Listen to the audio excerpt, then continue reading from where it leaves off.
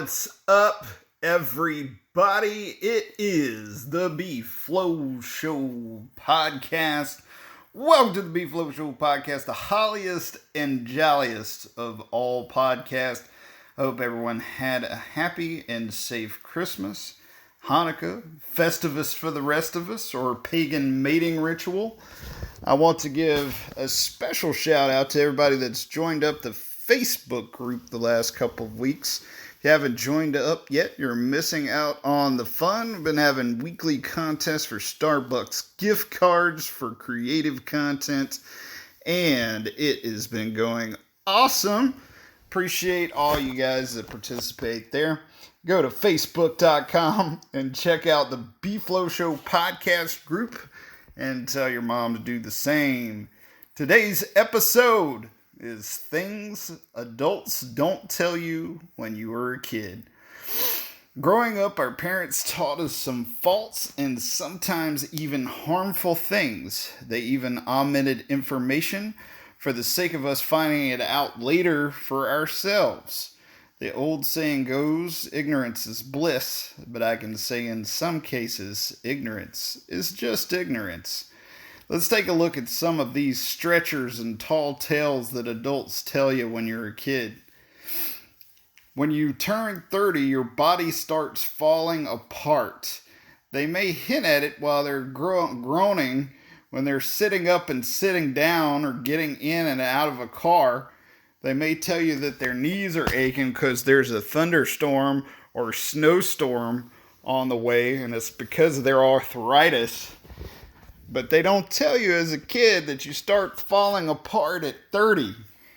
They don't tell you that there's some kind of random ache and pain every single day starting exactly on your 30th birthday. I could be wrong. I could just need to see a doctor.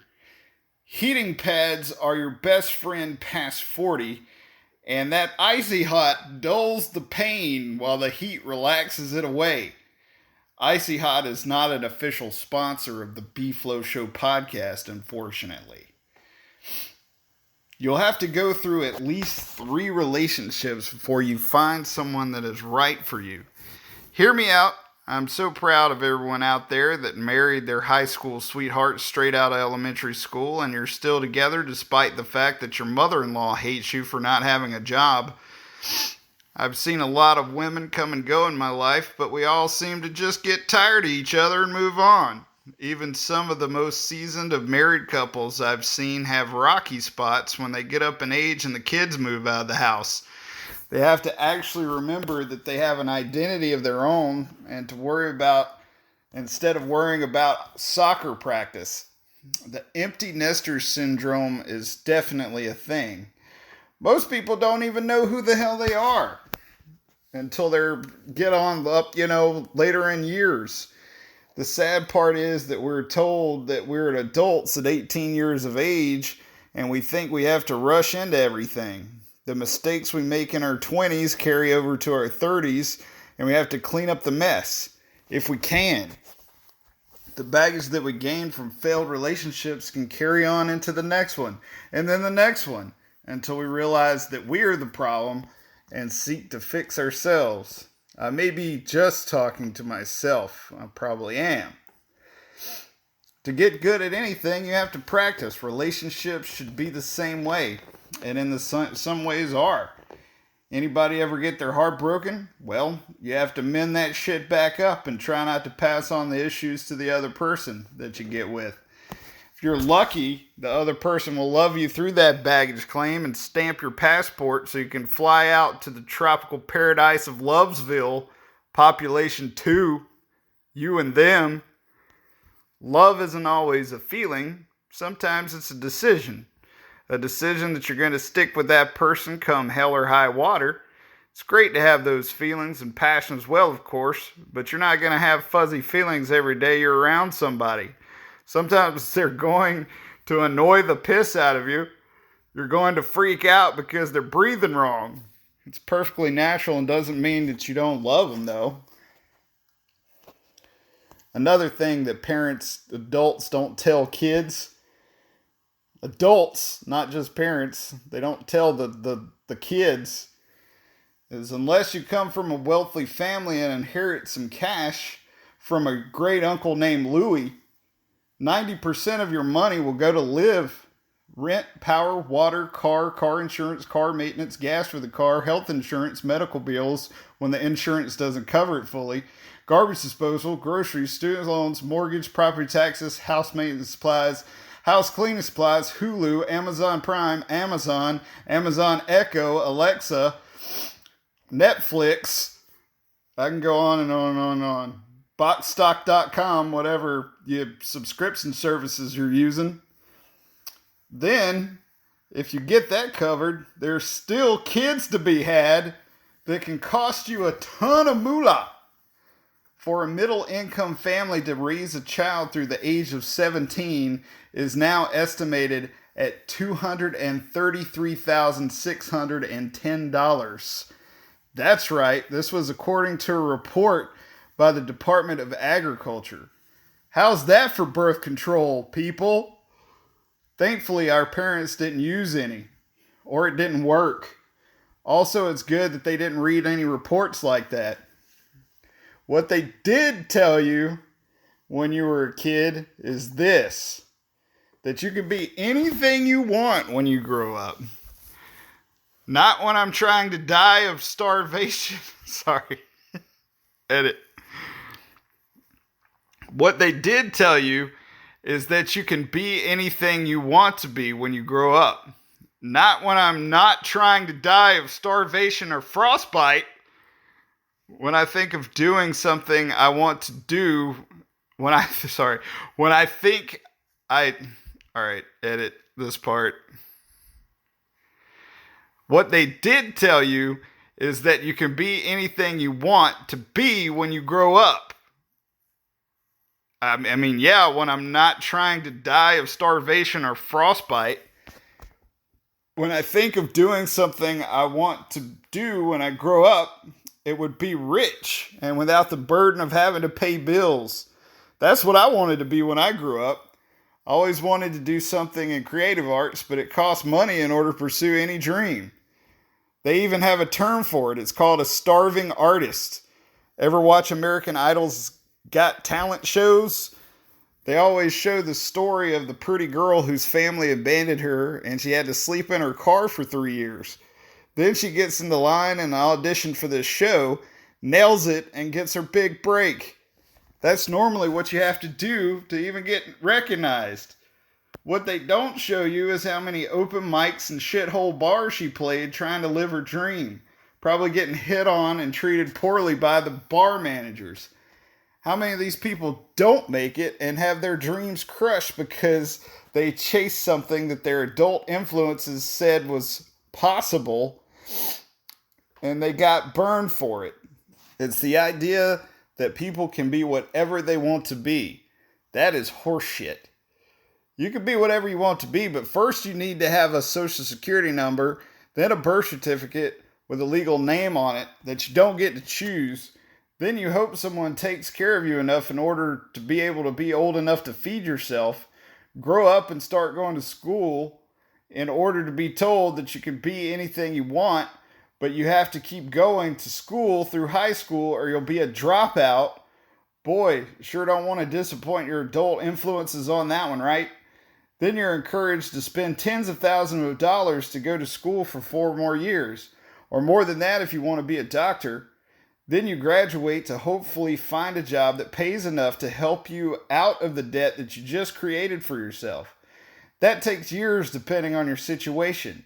It could even take the rest of your life to pay off loans and also have living expenses to take care of on top of that. Hopefully in the midst of all this chaos, somehow you are whoever you want to be. You find out who you are. But it's my experience that you are whoever society lets you be. Chew on that for a second. But Brandon, you're free to choose your own path. Yeah, that's true. You get to choose who you are subjectively. But with all the outside influences telling you this and that, sometimes it's even harder to form a sense of identity for yourself. Another thing that adults don't tell kids is as you age, the years start to go by faster. Somewhere after 21, you start to not look forward to birthdays anymore.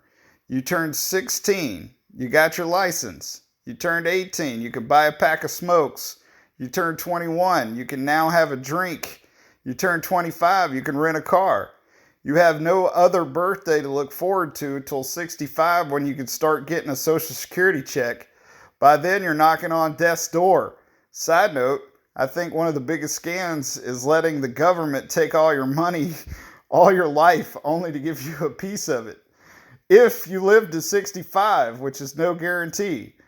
Anyway, time flies. 1990 was 30 years ago come January 1st. In my mind, it was only 10 years ago. If that 70s show was made today, 1997 would be the same time as the 70s was for the 90s TV show when it first aired.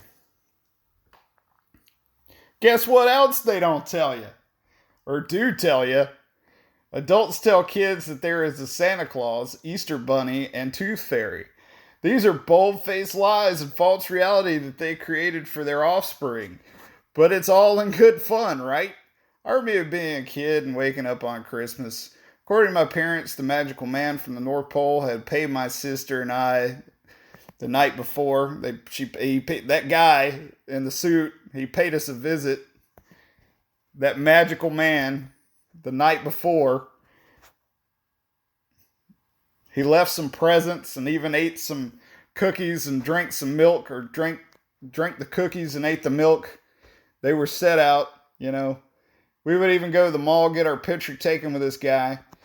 He even visited our house one night. Well, it ended up being our drunk uncle dressed up as Santa. But they didn't tell us that. We didn't know. I would wake up in the morning after losing a tooth to find $5 to $10 underneath my pillow and a basket of chocolate eggs and goodies that the Easter Bunny shit out on Easter. Okay, so I had good parents that cared enough to do these great things to me to make me feel the magic of childhood. That's great. I'm not saying all that is wrong. But I am saying that it's a lie. It's created under and creates later inherent mistrust in adults and human beings. Is this the meaning behind the clever ruse? Hey kid, don't trust anyone, even your parents, because they will lie to you and make you believe crazy stuff. Is this actually to help kids not get involved with cults later on in life? Hey kid, drink this Kool-Aid and join us as we travel to the comic Hellbot for eternal translucification. No thanks, man. I'm not falling for this bullshit again. If you're a household that believes in God, this also damages the chances that the kid is going to think God is real as well.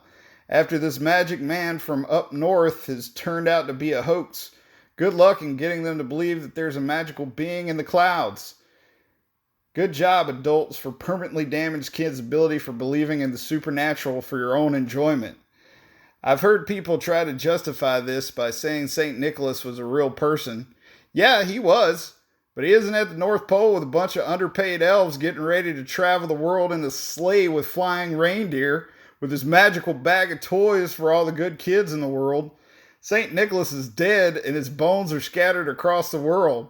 Look it up.